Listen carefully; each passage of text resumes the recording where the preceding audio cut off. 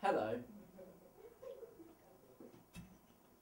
Today we're going to be delving into the heart of stop motion animation, finding out what makes these drawings tick. If you want to make stop motion animation, all you're going to need is one of these. Thank you. One of these and a lot of patience. We're joined by Simon Hill, the Hill Institute for Animation. Maybe he can answer a few of our questions about animation. Mr. Hill, welcome. Thank you. So, what made you get into animation in the first place? Well, you know, my mum told me, you're going to do animation, Simon. Oh, thank you. No smoking here. No smoking. Oh. So my mum said to me, Simon, I'm going to buy you a £200 camera and I want you to make me a work of art. Sorry, no, that's a beautiful story. She beat me around, you know. She punished me whenever I was a frame off, you know. Yeah. It was horrible. How many frames do you have to do per second? Oh, you got to do 24. 24 is the ideal one. 24. To get a smooth consistency between each shot to create like a effect of movement. Right. So if I wanted to make, say, a 90-minute animation film, how many frames would that require? Well, I'm not one for maths, as you can see. I'm Right. quite an idiot. Right, can we cut there? Sorry. We're joined by Rosalie Meyer from the We're joined by Rosalie Meyer from the Rosalie Meyer Institute for Mathematics. If I wanted to make a 90-minute animation film, how many frames would that have to be? Huh? I don't know. No one told me there was maths involved.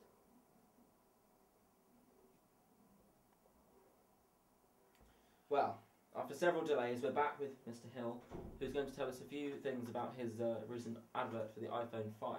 What was the inspiration behind that? Oh yeah, sure.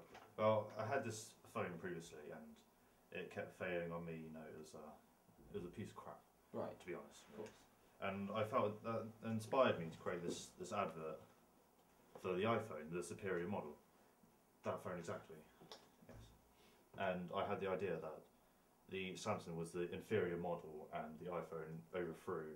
You know, it betrayed the Samsung because it's the ultimate, it's the dominant male, you know, it's the finest, thinnest, fittest of the finest. There, the Fittest of the finest. Yes. Okay. Now, how did you actually go about getting this animation? Because as I understand it, iPhones do not move of their own accord. Oh yeah. Not even sure. the iPhone 5. Oh sure. Well, see, I use this highly expensive practical equipment and combined with the phone to give this still focus. I see. And after every shot, you move it ever so slightly. Ever so slightly. Yes, but you move them ever so slightly, just enough so that when you run the images in a line, it's not a technical word, but Sequence. In a sequence. Thank you. Now get me a coffee.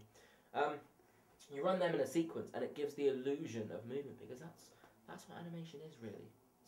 It's an illusion. It's an illusion. So yeah.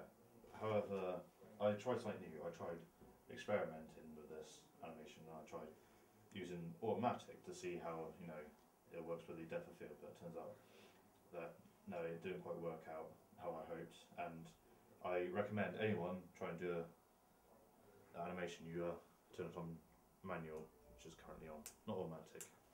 Simon's very kindly agreed to give us a demonstration of what brought his famous iPhone advert to life. Well, okay. This is the exact same set I use for my award-winning iPhone advert.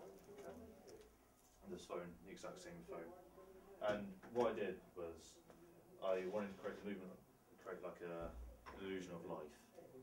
So I used this camera. I kept on a very steel tripod, kept it very tight, just so the camera won't move about that much.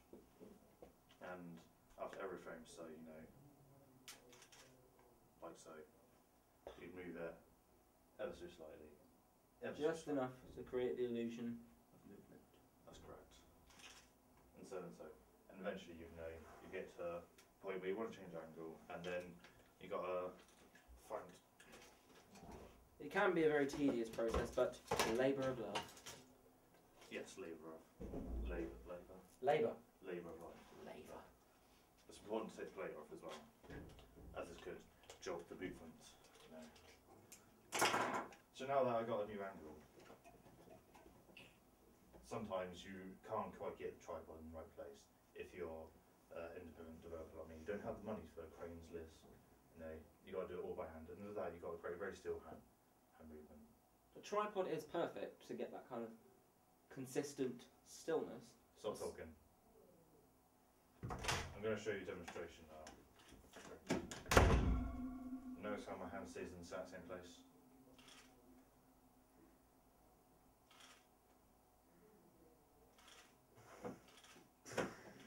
Also want to be careful of set design, obviously, because you want to get the continuity correct. Now that you've seen some of the action, are you ready to try animation yourself? Are you? Are you?